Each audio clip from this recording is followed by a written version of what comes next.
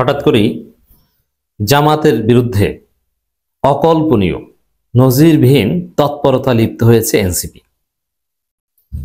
NCP এর মধ্য দিয়ে কি অর্জন করতে চায়? হঠাৎ করেই বা জামাতের বিরুদ্ধে এত সিরিয়াস হলো কেন? জামাত এনসিপি কে কিভাবে ডিল করছে? খুবই জরুরি আলাপ। দর্শক, আপনাদের মধ্যে যারা এনসিপি এবং জামাত ইসলামী সম্পর্কে আগ্রহ রাখেন, বিশেষ করে এনসিপি জামাত সুসম্পর্ক চান, তাদের জন্য ইজ ভেরি ইম্পর্টেন্ট ডিসকাশন।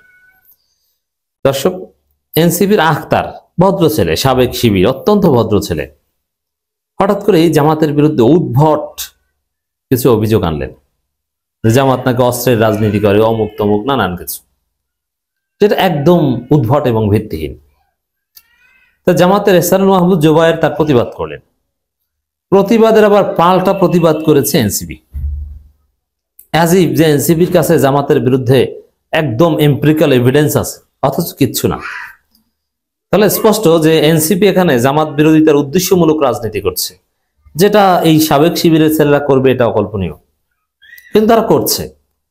তাদের উদ্দেশ্যটা কি? প্রথমে এখানে বলবো যে জামাত ভুল করেছে। কি ভুল? এনসিপি এক সময় was very important, but NCP is now পলিটিক্সে রেলেভেন্ট না। জুলাই সনদে সাইন করেনি, সংস্কারের আলোচনা শেষ, ভোটের রাজনীতিতে যেহেতু তাদের কোনো রেলেভেন্স নাই, এখন এনসিপি কে গুরুত্ব দেওয়ার কিছু নেই জামাতের। সেখানে জামাতের বিরুদ্ধে আখতার কি বললো আর নাহিদ কি বললো, দ্যাটস নট ইম্পর্টেন্ট। এটা নিয়ে জামাতের বিবৃতি দেওয়ার কিছু নেই, এটা বিবৃতি যোগ্য না।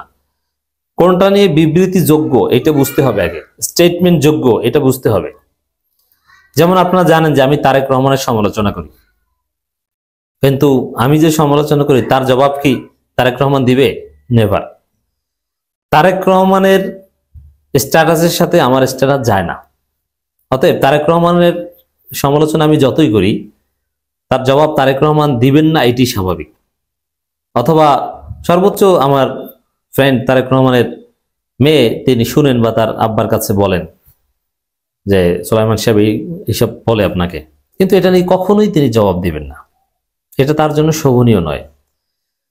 আমি যে কথাগুলো বলি তারেক রহমানের বিরুদ্ধে, এগুলো যদি ডাক্তার শফিকুর রহমান বলতো, এমনকি চরমনাই পীর সাহেবরা বললো, ওটা নিয়েও তারেক রহমান কনসার্ন না, ওটা নিয়েও বলবেন না, এটাও যায় না। আমরা যে কথাগুলো বলি, আমি যা বলি, শায়েখে চরমনাই যা বলে, ওই কথাগুলো যদি ডাক্তার শফিকুর রহমান বলতেন, বা অধ্যাপক মিয়া গোলাম পরোয়ার বলতেন, অথবা ডাক্তার তাহের বলতেন, অথবা মুজিবুর রহমান বলতেন, তাহলে সেটা নিয়ে তারেক রহমান নিজে হয়তোবা কথা বলতেন। এটি তো স্বাভাবিক হিসাব। আমরা তারেক রহমানের কাছে ওইরকম বিবেচ্য বিষয় হওয়ার কথা না। ঠিক তদ্রূপ এখন ভোটের রাজনীতি শুরু হয়ে গেছে। এখন সেই সংস্কার বা ওই আলাদা অন্য কোনো রাজনীতি, এখন সরাসরি হিসাব ভোট। এই জায়গায় এনসিপি ইজ ভ্যালুলেস। এনসিপির বাংলাদেশের কোনো ভোট নাই, উল্লেখ করার মতো কোনো ভোট নাই যে ভোট কোনো একটা বাক্সে গেলে সেই বাক্স এগিয়ে থাকবে। ইটস নট, এরকম কোন হিসাব নিকাশ নাই। তো সেখানে এনসিপির কে কি বললো এটা নিয়ে জামাতের মাথা কামানোর সময় এখন নাই। আমি তারেক রহমানকে কি বললাম এটা যেরকম তারেক রহমানের কাছে বিবেচ্য বিষয়, এটা বিএনপির অন্যান্য নেতাকর্মীদের কাছে বিবেচ্য বিষয়, ঠিক তদ্রুপ এনসিপির আখতার কি বললো ওইটা জামাতের কাছে এই ভোটের আগ মুহূর্তে গুরুত্বপূর্ণ কোনো বিষয় না। এটা নিয়ে বিবৃতি দেয়াই ঠিক হয় না, ভ্যালুলেস। তো বিবৃতি দিয়েছে, বিবৃতি দেওয়া মানে জামাত এনসিপি কে গুরুত্ব দিয়েছে। জামাত এনসিপি কে গুরুত্ব দেওয়ার কারণে এনসিপি গুরুত্ব পেয়ে তারা এখন জাতে ওঠার চেষ্টা করছে। এনসিপি একটা জোট করেছে, 3 দলীয় জোট। তার মধ্যে আছে এবি পার্টি, নানান বিশ্লেষণে উঠে এসেছে এটা তো ওয়ান কাইন্ড অফ বিএনপি বিরোধী জোট, বিএনপির ভোটে ভাগ বসাবে এবং এর সুফল জামাত পাবে। এখন এনসিপির সমস্যা হচ্ছে তাদের সাবেক শিবির, প্রো জামাতি বা জামাতি ভাবটা যায় না। এখন জাতে ওঠার জন্যে, নন জামাত প্রমাণ করার জন্য এখন আবার জোট একটা করছে সাবেক শিবিরদের সাথে। এত ঘুরিয়ে পেঁচিয়ে জোট করলো, তাও সবাই সাবেক শিবির। এর মানে সাবেক শিবির জামাতি স্ফেয়ার অফ ইনফ্লুয়েন্স, এটার বাহির থেকে এটা থেকে বের হতে পারে না এনসিপি। এখন এটা থেকে বের হয়ে একটু জাতে উঠতে হবে। এই জন্য জামাতের বিরুদ্ধে যা ইচ্ছা তা বলো, জামাত বিবৃতি দিলে পাল্টা বিবৃতি দাও, নইলে রাজনীতিতে এরকম কালচার নেই বললে চলে। আপনি একটা বিবৃতি দিলেন, আপনি একটা বক্তব্য দিলেন, তার বিরুদ্ধে আরেকটা দল বিবৃতি দিল, আপনি আবার তার বিরুদ্ধে পাল্টা বিবৃতি দিলেন, বোঝা যায় যে আপনার কোনো কাজ নেই, আপনি ওই বিবৃতির আশে বসে আছেন। কে আমার বিরুদ্ধে বিবৃতি দিবে, আমি তার বিরুদ্ধে পাল্টা বিবৃতি দিব। এটা ঘটে না, বিবৃতি দিয়েছে এখানে সে, আবার তা বিবৃতির বিরুদ্ধে পাল্টা বিবৃতি। এটা হচ্ছে যাদের রাজনীতি হচ্ছে বিবৃতি, ভোটের রাজনীতিতে রেলেভেন্স নাই।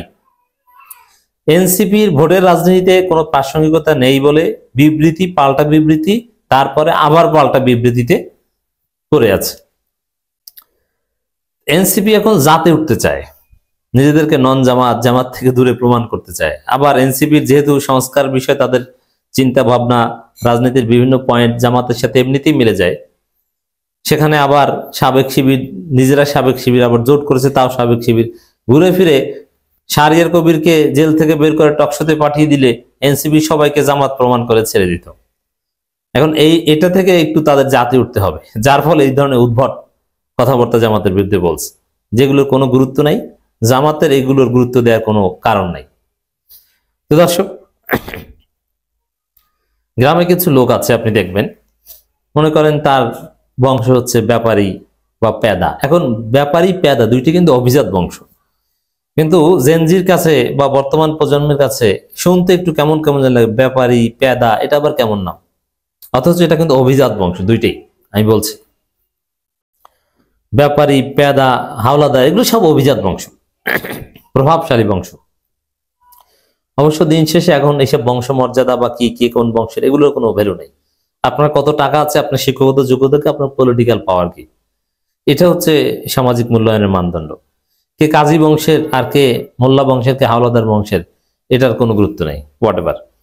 তো এখানে দর্শক, একটা সময় ছিল যে ব্যাপারী বা পেদা বংশের এখন একটু টাকা পয়সা হয়েছে, শিক্ষা দীক্ষা হয়েছে, এখন নামের শেষে বা শুরুতে ব্যাপারী, অমুক ব্যাপারী, সজল ব্যাপারী, কাজল ব্যাপারী, কাজল পেদা, সজীব পেদা, কেমন লাগে না? একটু শুনতে, গার্লফ্রেন্ড শুনলে একটু কেমন, মেয়েরা শুনলে কেমন কেমন লাগে, একটু জাতে উঠতে হবে। কি করা যায়? তখন এই শ্রেণীর লোকেরা নাম চেঞ্জ করতো, অনেকে নামের পিছনে চৌধুরী লাগাতো, যে হঠাৎ করে নিজের নামের পিছনে চৌধুরী লাগিয়েছে, অথচ চৌধুরী বংশের সাথে তার কোনো সম্পর্ক। চৌধুরী মানে বিশাল কিছু, চৌধুরী অমুক, চৌধুরী জাফরুল্লাহ সারাফত, এরকম একটা ভাব নিতে চাইতো। আবার যারা এরকম মানে গ্রাম থেকে শহরে যে পোল্ট্রি মারতে পারে না, চৌধুরী লাগাতে পারে না, তারা আবার একটু চালাকি করতো। যেমন ব্যাপারী মোহাম্মদ সাইদুল, তার নাম সে সংক্ষেপে লিখতো BM সাইদুল। এখন BM সাইদুল একটা ভাব না, আর এটার অনুবাদ বা অ্যাক্রোনিম হচ্ছে ব্যাপারী মোহাম্মদ। এরকম জাতে ওঠার চেষ্টা এটাকে বলে। PM হাবিব মানে কি, পেদা মোহাম্মদ হাবিব, এরকম ভাব নিয়ে জাতে ওঠার চেষ্টা করতো। এনসিপি ওইভাবে জাতে ওঠার চেষ্টা করতো। জামাতের বিবৃতি প্রত্যাখ্যান এনসিপির পাল্টা অভিযোগ। জাতীয় নাগরিক পার্টির সদস্য হিসেবে আখতার হোসেনকে উদ্দেশ্য করে বাংলাদেশ জামাত ইসলামী অসত্য মন গড়া বিভ্রান্তিকর বিবৃতি দিয়েছে উল্লেখ করে তা প্রত্যাখ্যান করেছে এনসিপি। এর বিরুদ্ধে তীব্র নিন্দা ও কঠোর প্রতিবাদ জানিয়ে দলটি বলেছে, জামাত এই বিবৃতি বাস্তবতা বিবর্জিত, রাজনৈতিক শিষ্টাচার বহির্ভূত এবং জনমত বিভ্রান্তি করা স্পষ্ট অপচেষ্টা। এর মানে বিবৃতির বিরুদ্ধে পাল্টা গালাগালি। এটার মাধ্যমে প্রমাণিত হয় যে এনসিপির কোনো রাজনীতি নেই। বিবৃতি দিয়ে কারো পিছনে লেগে থাকাই এনসিপির রাজনীতি।